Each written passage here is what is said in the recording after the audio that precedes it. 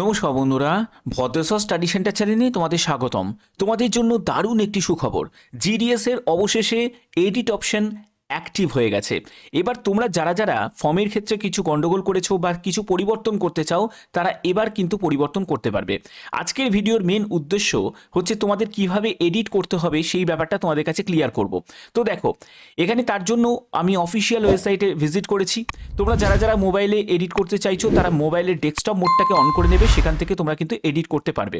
Edit করার জন্য প্রথমে তোমাদের এরকম স্টেজ 2 এর অ্যাপ্লাই অনলাইন এই সেকশানে গিয়ে ক্লিক করতে হবে। সেখান থেকে এডিট অ্যাপ্লিকেশন এই অপশানে তোমাকে ক্লিক করতে হবে, যেখানে তোমরা ভেরিফিকেশন ডিটেলস হিসাবে তোমাদের রেজিস্ট্রেশন নাম্বার এটা কিন্তু এন্টার করতে হবে।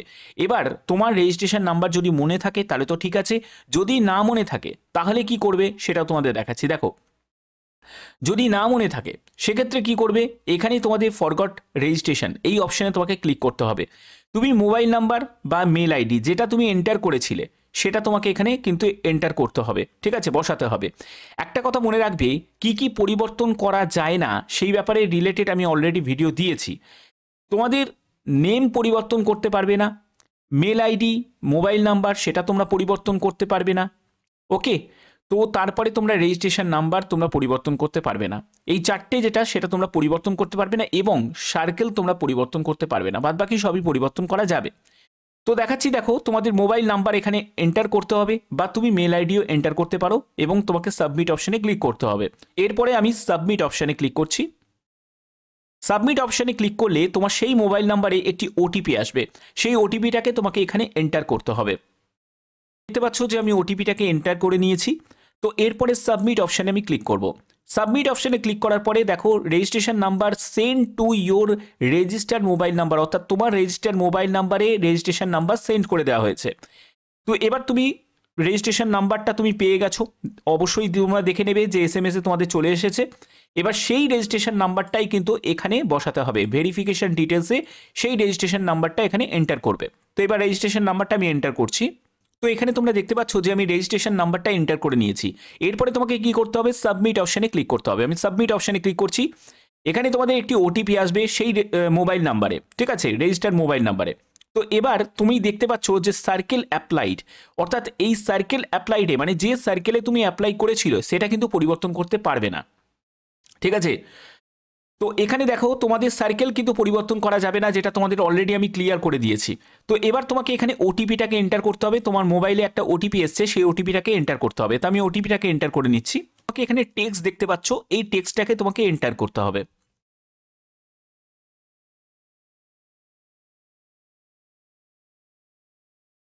তো আমি টেক্সটটাকে এখানে এন্টার করে নিয়েছি। এরপরে তোমাকে সাবমিট অপশানে ক্লিক করতে হবে। তো আমি সাবমিট অপশানে ক্লিক করছি। তো সাবমিট অপশানে ক্লিক করার পরে দেখতে পাবে যে ক্যান্ডিডেটের রেজিস্ট্রেশন নাম্বার এটা হাইড করা আছে, অর্থাৎ পরিবর্তন করা যাচ্ছে না।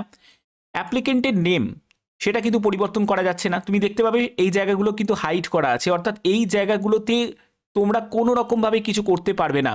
মোবাইল নাম্বার দেখো সেই জায়গাটাও তো পরিবর্তন করা যাবে না, তারপরে মেল আইডি সেটাও পরিবর্তন করা যাবে না। অর্থাৎ এই জায়গা থেকে আমরা ক্লিয়ার যে মোবাইল নাম্বার, মেল আইডি, তারপরে হচ্ছে এখানে তোমার অ্যাপ্লিকেন্টের নেম আর হচ্ছে রেজিস্ট্রেশন নাম্বার এটা পরিবর্তন করা যাবে না। বাদ বাকি তুমি ফাদার নেম তুমি এখানে পরিবর্তন করতে পারবে, ঠিক আছে। তারপরে ডেট অফ বার্থ পরিবর্তন করতে পারবে, জেন্ডার পরিবর্তন করতে পারবে, তারপরে কমিউনিটি থেকে শুরু করে circle in which secondary school pass সেটা তুমি পরিবর্তন করতে পারবে। অর্থাৎ এগুলো তুমি পরিবর্তন করতে তুমি পারবে, কোনো অসুবিধা কিন্তু হবে না।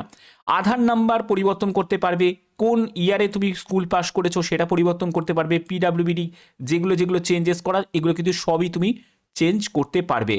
এরপরে তুমি ফটো আপলোড সেটাও তুমি করতে পারবে, তারপরে সিগনেচারে যদি কোনো গন্ডগোল হয়ে থাকে সেটাও তুমি পরিবর্তন করতে পারবে, ক্লিয়ার। তো আমি সাবমিট অপশানে ক্লিক করার পরে তোমাদের রেজিস্ট্রেশন ডিটেলসটা দেখাচ্ছে যে তুমি কি কি পরিবর্তন করেছো, এবং সেখানে যদি সব ঠিক থাকে তোমাকে কি করতে হবে, এই জায়গাটায় এই চেকবক্সে তোমাকে ক্লিক করে দিতে হবে এবং তোমাকে সাবমিট করে দিতে হবে। তো আমি সাবমিট করে দিচ্ছি। দেখো সাবমিট করার পরে তোমাদের অ্যাপ্লিকেশন ফর্মের মেন পেজে চলে আসবে, যেখানে তোমার নাম, তোমার রেজিস্ট্রেশন নাম্বার, তোমার ফাদার নেম, তারপরে ডেট অফ বার্থ এগুলো কিন্তু সব কিন্তু এখানে দেখাবে, ওকে। এরপরে হচ্ছে তোমার অ্যাড্রেস ডিটেলস। দেখো তুমি যদি অ্যাড্রেস ডিটেলসে যা দিয়েছিলে সেটাকে কিন্তু তুমি যদি পরিবর্তন করতে চাও তোমাকে পরিবর্তন করতে হবে, আদারওয়াইজ সেটাকে কিন্তু নতুন করে তোমাকে এখানে এন্টার করতে হবে। এখানে ফাঁকা রেখে দিলে কিন্তু চলবে না, ঠিক আছে? কারণ এই ফর্মটা কিন্তু তোমাদের নতুনভাবে ভরানো হচ্ছে, যে পরিবর্তনের সাথে সাথে তোমাদের যা যা যেগুলো যদি তুমি কিছু পরিবর্তন না করতে চাও সেগুলোকে কিন্তু আবার নতুন করে এখানে এন্টার করতে হবে। ওকে, তো এখানে কমিউনিকেশন অ্যাড্রেসের সম্পূর্ণ ডিটেলসটা, তোমার স্ট্রিট, তোমার সিটি, পঞ্চায়েত, তারপরে পিনকোড, সম্পূর্ণ ডিটেলসটা তোমাকে এখানে এন্টার করতে হবে। তো আমি এখানে যখনই সার্চ করছি, মানে ক্লিক করবে, তখনই কিন্তু তোমাদের যদি এগুলো পরিবর্তন যদি করতে না হয় তাহলে তুমি জাস্ট তুমি ক্লিক করলেই দেখবে এই অপশানটা তুমি পেয়ে যাবে, ঠিক আছে, যা যা তুমি আগে বসিয়েছিলে। তো আমি সেটাই কিন্তু রেখে দিচ্ছি, আমি অ্যাড্রেসের ক্ষেত্রে কিছু পরিবর্তন করছি না। ওকে, এরপরে হচ্ছে তোমাদের কোয়ালিফিকেশান ডিটেলস। দেখো, তোমার কোয়ালিফিকেশানের ডিটেলসে হচ্ছে সার্কেল ওয়েস্ট বেঙ্গল, কোন ইয়ারে। তো এরপরে হচ্ছে তোমাকে বোর্ড সিলেক্ট করতে হবে, তো আমি এখান থেকে বোর্ড সিলেক্ট করছি, সেকেন্ডারি বোর্ড আমি সিলেক্ট করে নিলাম। ওকে, এরপরে হচ্ছে তোমাদের রেজাল্ট টাইপ, রেজাল্ট টাইপটা তুমি এখানে মার্কস আমি সিলেক্ট করে নিলাম। এরপরে হচ্ছে যে এবার তুমি কোন সাবজেক্টে কত নম্বর পেয়েছো 100-র মধ্যে, সেটা তোমাকে এখানে বসাতে হবে। তো আমি এখানে বসিয়ে নিচ্ছি।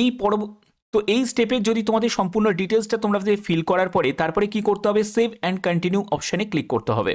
তো আমি সেভ অ্যান্ড কন্টিনিউ অপশানে ক্লিক করছি।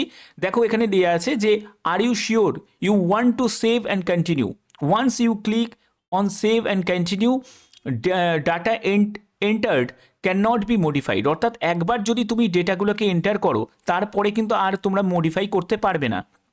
তো অবশ্যই তোমাদের এখানটায় সেভ অ্যান্ড কন্টিনিউ করার আগে আরেকবার তোমরা রিচেক করে নেবে, করে নেওয়ার পরে তোমাদের ওকে অপশানে ক্লিক করতে হবে। ওকে অপশানে ক্লিক করার পরে তোমরা সব থেকে গুরুত্বপূর্ণ স্টেপে চলে আসবে, যেখানে তোমরা দেখতে পাবে যে চুজ ইয়োর প্রেফারেন্স হেয়ার। অর্থাৎ তুমি কিন্তু সার্কেল পরিবর্তন করতে পারবে না, কিন্তু তুমি তোমার ডিভিশন পরিবর্তন করতে পারবে। তো এখানে দেখো তোমাদের ডিভিশন হিসাবে তুমি হুগলি সাউথে ধরো আবেদন করেছিলে, তুমি যে কোনো একটা ডিভিশনে তুমি আবেদন করতে পারো, তুমি চেঞ্জ করে তুমি একটা পরিবর্তন করতেই পারছো, ঠিক আছে? আমি ধরো যে ক্যান্ডিডেট সে হুগলি নর্থে আবেদন করেছিল আগে, তো আমি এটাকে পরিবর্তন করতে চাইছি, পরিবর্তন করে আমি বর্ধমান ডিভিশনে আমি অ্যাপ্লাই করতে চাইছি। তো বর্ধমান ডিভিশন আমি সিলেক্ট করে নিলাম। এরপরে কি করতে হবে, এর পরের স্টেপটা তোমরা দেখো, এখানে তোমাদের প্রেফারেন্স সাজানোর জন্য একদম লম্বা লিস্ট চলে এসছে।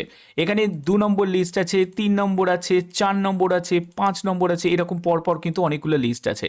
এইবার তোমাকে কিন্তু এটা বুঝতে হবে তুমি কোন পোস্ট অফিসকে আগে রাখতে চাও, এবিপিএমকে আগে রাখতে চাও না বিপিএমকে আগে রাখতে চাও, সেটা অবশ্যই তোমাদের কিন্তু খেয়াল রাখতে হবে। তো এবার তোমাদের পোস্ট প্রেফারেন্স সাজানোর পদ্ধতিটা তোমাদের দেখাচ্ছি। দেখো এখানে দেখো সবই কিন্তু ইউআর ক্যান্ডিডেট। এবার যে ক্যান্ডিডেট যে অ্যাপ্লাই করছে সেই ইউআর হিসাবে অ্যাপ্লাই করবে। তো সেক্ষেত্রে একজন এসসি এসটি যতই তুমি হয়ে থাকো না কেন, তোমাকে অ্যাজ এ ইউআর হিসাবেই কিন্তু আবেদন করতে হবে। এবার ক্যান্ডিডেট যেহেতু ইউআর ইডাব্লিউএস ক্যাটাগরি থেকে, তো সেক্ষেত্রে আমি এটাকে 1 নম্বরে রাখছি, এই প্রেফারেন্সটাকে আমি 1 নম্বরে রাখছি। ওকে, তারপরে আমি এই এবিপিএম এর এই পোস্টটাকে আমি 2 নম্বরে রাখছি। আমি একদম পেছন থেকে সামনের দিকে যাচ্ছি, তো সেই অনুযায়ী কিন্তু আমি ব্যাপারটাকে সাজাচ্ছি। এরপরে দেখো এটাকে আমি 3 নম্বরে রাখছি। ওকে, তারপরে এটাকে 4 নম্বরে রাখছি, এটা 5 নম্বরে রাখছি। এইরকম করে তুমি কিন্তু তোমার পছন্দ মতো কিন্তু ব্যাপারটাকে তুমি সাজাতে পারো। আমি এরকম পরপর দেখাচ্ছি জাস্ট তোমাদের বোঝানোর জন্য। তুমি তোমার পছন্দ মতো কিন্তু এরকম সাজিয়ে নিতে পারো। 4, 5 যতগুলো কলামে যা যা আছে সব কটা অপশান কিন্তু আমি দিয়েছি, একটাও কিন্তু ছাড়িনি। তো সেক্ষেত্রে 42টা মতো টোটাল আছে, 42টা টোটাল আমি কিন্তু লিস্টে রেখেছি। এটাই কিন্তু স্বাভাবিক, এটাই তোমাকে রাখতে হবে, ঠিক আছে? বাট তুমি যদি তোমার কাছ থেকে যদি আবেদন করো তাহলে সেক্ষেত্রে তো ওই কাস্টেরগুলোকেও তুমি সিলেক্ট করতে পারো। এখানে যদি এসসি থাকতো তাহলে কি আমি রাখতাম না, ঠিক আছে? এবার একজন ইডাব্লিউএস ইউআর ক্যাটাগরি থেকে সেই ইডাব্লিউএস এর পোস্টটাকেও রেখেছে, যেহেতু একটাই আছে সে রেখেছে, এবং সঙ্গে ইউআরগুলোকেও রেখেছে। ব্যাপারটা ক্লিয়ার? তো এই রকম অনুযায়ী তোমাদের সাজাতে হবে। এটাকে তুমি কিন্তু এলোমেলোভাবেও কিন্তু সাজাতে পারো, মানে এটাকে ধরো 40 দিলে, এটাকে 45 দিলে, এরকম কোনো এটাকে তুমি 38 দিলে, এরকম কোনো অসুবিধা কিন্তু হবে না, ঠিক আছে? যেরকম কিছু পরিবর্তন তুমি করতে পারো। হয়ে গেল। হওয়ার পরে তোমাদের আই হেয়ার বাই এই ডিক্লারেশনের চেকবক্সটায় তোমাকে ক্লিক করতে হবে এবং সেভ অ্যান্ড প্রসিডে গিয়ে ক্লিক করতে হবে। সেভ অ্যান্ড প্রসিডে গিয়ে ক্লিক করার পরে এটা কিন্তু তোমার আর মডিফাই করা যাবে না, এবং অ্যাপ্লিকেশন সাবমিট সাকসেসফুলি এখানে তোমরা দেখতে পাবে। এবং এখানে দেখো ক্যান্ডিডেটের নেম সম্পূর্ণ ডিটেলসটা কিন্তু চলে এসছে, যেগুলো যেগুলো তুমি এডিট করেছো।